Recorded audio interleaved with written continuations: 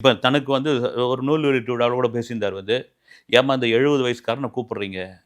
இந்த கூலிங் கிளாஸையும், இந்த ஸ்டைலையும் இத நம்பி தான் இருக்கேன். எனக்கும் புத்தகத்துக்கும் என்ன சம்மந்தம்?" அப்படின்னு சொல்றதுக்கே ஒரு தில்லு வேணும். இத தான் இங்க வந்து விழாவுல பேசுனது.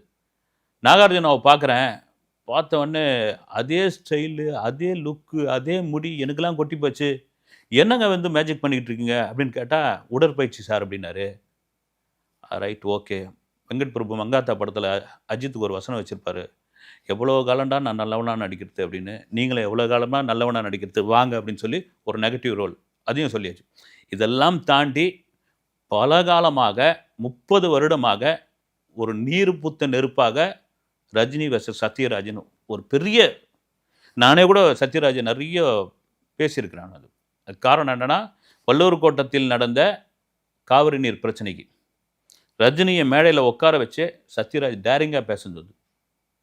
அங்க கன்னடத்துல வாட்டல் நாகராஜன்னு ஒருத்தர் இருக்கானாம். அந்த வாட்டல் நாகராஜுக்கு ரொம்ப பிடிச்சமானவர் ஒருத்தர் இருக்காரு வந்து.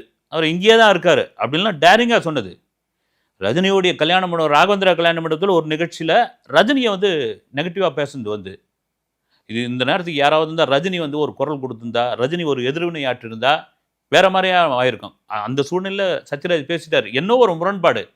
ஏன்னா மிஸ்டர் பாரத் படத்துல ஆகட்டும், மிஸ்டர் பாரத்லாம் பார்த்தீங்கன்னா, சத்யராஜ் அந்த வயசுக்கு ரஜினிக்கு அப்பாவாலாம் சில பேர்லாம் ஒத்துக்கவே மாட்டாங்க அது. அது ஒத்துக்கிட்டாரு. ஏன்னா அந்த நேரம் வந்து பட வாய்ப்பு கிடைக்கணும். தம்பிக்கு அந்த ஒரு படத்துல நடிச்சாரு. அந்த படத்துல நடிக்கும்போது தான் அவங்களுக்குள்ள ஒரு முரண்பாடு ஏற்பட்டது.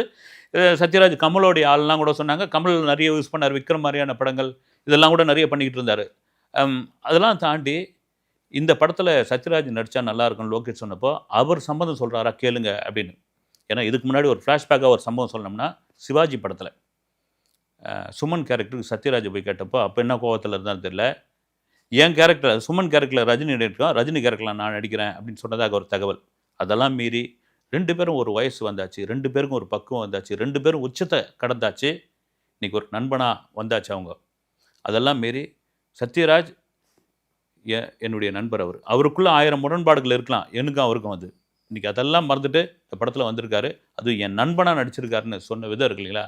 அது ஒரு வேற லெவல் வந்து. அதுதான் ரஜினி.